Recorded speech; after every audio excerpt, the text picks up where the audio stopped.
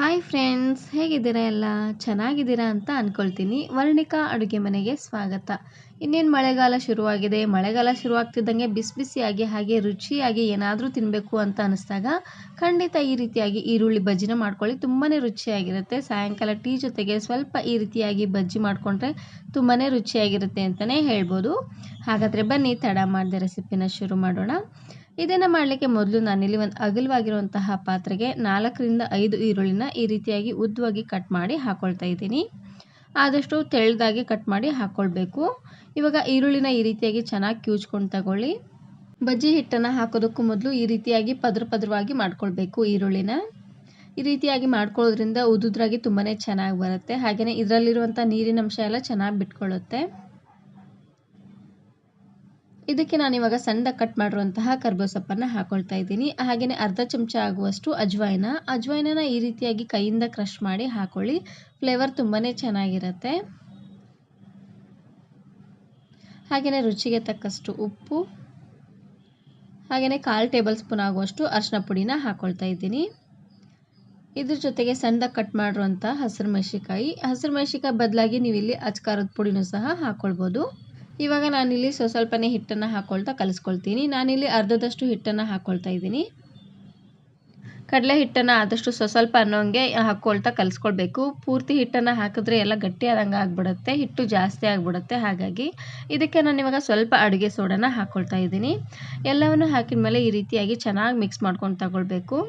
ಇದಾದಮೇಲೆ ಸ್ವಲ್ಪನೇ ನೀರನ್ನು ಈ ರೀತಿಯಾಗಿ ಚಿಮ್ಕಿಸ್ಕೊಳ್ತಾನೆ ಹಾಕ್ಕೊಳ್ತಾ ಬನ್ನಿ. ನೋಡ್ತಾ ಇದ್ರಲ್ವ, ಈ ರೀತಿಯಾಗಿ ಉದ್ದುದ್ರಾಗಿ ಆಗಬೇಕು. ಅಂದ್ರೇ ಬಜ್ಜಿ ತುಂಬಾ ಚೆನ್ನಾಗಿ ಗರಿಗರಿಯಾಗಿ ಬರುತ್ತೆ. ಹಿಟ್ಟು ಸ್ವಲ್ಪ ಕಡಿಮೆ ಅಂತ ಅನಿಸ್ತಾ ಇದೆ, ಹಾಗಾಗಿ ಪೂರ್ತಿ ಹಿಟ್ಟನ್ನು ಹಾಕ್ಕೊಳ್ತಾ ಇದ್ದೀನಿ. ಒಟ್ಟು ನಾನಿಲ್ಲಿ 3/4 ಕಪ್ ಆಗುವಷ್ಟು ಹಿಟ್ಟನ್ನು ಹಾಕ್ಕೊಂಡಿದ್ದೀನಿ. ಜಾಸ್ತಿ ನೀರೆಲ್ಲ ಹಾಕೋ ಹಾಗಿಲ್ಲ. ನೋಡಿ, ಇದೇ ರೀತಿಯಾಗಿ ಉದ್ದುದ್ರಾಗಿ ಕಲಿಸ್ಕೊಳ್ತಾ ಬಂದರೆ ಆಯಿತು. ತುಂಬಾ ಚೆನ್ನಾಗಿರುತ್ತೆ. ಈ ಬಜ್ಜಿ ಮಾಡಲಿಕ್ಕೆ ಹಿಟ್ಟು ಸ್ವಲ್ಪ ಕಡಿಮೆ ಅನ್ನೋಂಗೆ ಇರಬೇಕು. ಹಾಗೆ ಈರುಳ್ಳಿ ಸ್ವಲ್ಪ ಜಾಸ್ತಿ ಅನ್ನೋಂಗೆ ಇರಬೇಕು. ಗರಿಗರಿಯಾಗಿ ತುಂಬಾ ಚೆನ್ನಾಗಿರುತ್ತೆ.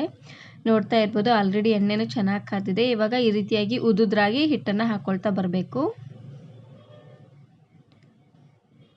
ನೋಡ್ತಾ ಇದ್ದೀರಲ್ವ, ಉರಿನ ಆದಷ್ಟು ಮೀಡಿಯಂ ಫ್ಲೇಮ್ನಲ್ಲೇ ಇಟ್ಟು ಇದನ್ನು ಬೇಯಿಸ್ಕೊಳ್ಬೇಕು. ಇವಾಗ ಒಂದು ಸೈಡೆಲ್ಲ ಚೆನ್ನಾಗಿ ಬಂದಮೇಲೆ ಮತ್ತೆ ಈ ರೀತಿಯಾಗಿ ಹೊಳಿಸಿ ಬೇಯಿಸ್ಕೊಳ್ಳೋಣ. ಇದೇ ರೀತಿ ಬಹಳಷ್ಟು ಬಜ್ಜಿ ಬೋಂಡ ರೆಸಿಪೀಸ್ನ ಮಾಡಿದ್ದೀನಿ. ವಿಡಿಯೋ ನೋಡಿಲ್ಲ ಅಂದರೆ ಈ ವಿಡಿಯೋ ಕೊನೆಯಲ್ಲಿ ಹಾಕಿರ್ತೀನಿ, ನೋಡಿ ಚೆಕ್ ಮಾಡಿ. ನೋಡ್ತಾ ಇದ್ದೀರಲ್ವ, ಎರಡು ಸೈಡು ಈ ರೀತಿಯಾಗಿ ಚೆನ್ನಾಗಿ ಕೆಂಪಾಗೋವರೆಗೂ ಇದನ್ನು ಬೇಯಿಸ್ಕೊಳ್ಬೇಕು. ಇನ್ನೇನು ಲಾಸ್ಟಲ್ಲಿ ತೆಗಿಬೇಕು ಅನ್ನೋವಾಗ ಸ್ವಲ್ಪ ಕರಿಬೇವು ಸೊಪ್ಪನ್ನು ಹಾಕ್ಕೊಳ್ತಾ ಇದ್ದೀನಿ. ಈ ರೀತಿಯಾಗಿ ಕರಿಬೇವನ್ನ ಫ್ರೈ ಮಾಡ್ಕೊಳ್ಳೋದ್ರಿಂದ ಗರಿಗರಿಯಾಗಿ ತುಂಬಾ ಚೆನ್ನಾಗಿರುತ್ತೆ. ಇವಾಗ ನಾನಿಲ್ಲಿ ಒಂದು ಪ್ಲೇಟಿಗೆ ಎತ್ತಿಟ್ಕೊಳ್ತಾ ಇದ್ದೀನಿ. ನೋಡ್ತಾ ಇದ್ದೀರಲ್ವ, ಇಷ್ಟು ಕೆಂಪಾದರೆ ಸಾಕು, ಪೂರ್ತಿ ಕಪ್ಪಗೆಲ್ಲ ಮಾಡ್ಲಿಕ್ಕೆ ಹೋಗಬೇಡಿ. ಇವಾಗ ಉಳಿದಿರುವಂಥ ಹಿಟ್ಟನ್ನು ಇದೇ ರೀತಿಯಾಗಿ ಉದ್ದುದ್ರಾಗಿ ಹಾಕ್ಕೊಳ್ತಾ ಬೇಯಿಸ್ಕೊಳ್ಬೇಕು. ಇದನ್ನು ನೀವು ಸಾಯಂಕಾಲ ಟೀ ಜೊತೆಗಾದರೂ ಸರ್ವ್ ಮಾಡ್ಕೊಳ್ಬೋದು. ಇಲ್ಲಾಂದರೆ ಬೆಳಗಿನ ತಿಂಡಿ ಉಪ್ಪಿಟ್ಟು, ಅವಲಕ್ಕಿ, ಚುರುಮುರಿ ಏನಾದರೂ ಮಾಡಿರ್ತೀರ ನೋಡಿ, ಅವಾಗಾದರೂ ಇದನ್ನು ಸೈಡ್ ಡಿಶ್ ಆಗಿ ಮಾಡ್ಕೊಳ್ಬೋದು. ತುಂಬಾ ಚೆನ್ನಾಗಿರುತ್ತೆ. ಇವಾಗ ಲಾಸ್ಟಲ್ಲಿ ಸ್ವಲ್ಪ ಕರಿಬೇವು ಸೊಪ್ಪನ್ನು ಹಾಕ್ಕೊಳ್ತಾ ಇದ್ದೀನಿ. ಇನ್ನೇನು ಬಜ್ಜಿನ ತೆಗಿತೀವಿ ಅನ್ನೋ ಬೇಕಾದರೆ ಸ್ವಲ್ಪ ಈ ರೀತಿಯಾಗಿ ಕರಿಬೇವು ಸೊಪ್ಪನ್ನು ಹಾಕ್ಕೊಂಡು ಫ್ರೈ ಮಾಡ್ಕೊಳ್ಳಿ. ಗರಿಗರಿಯಾಗಿ ತುಂಬಾ ಚೆನ್ನಾಗಿರುತ್ತೆ ಕರಿಬೇವು ಸೊಪ್ಪು.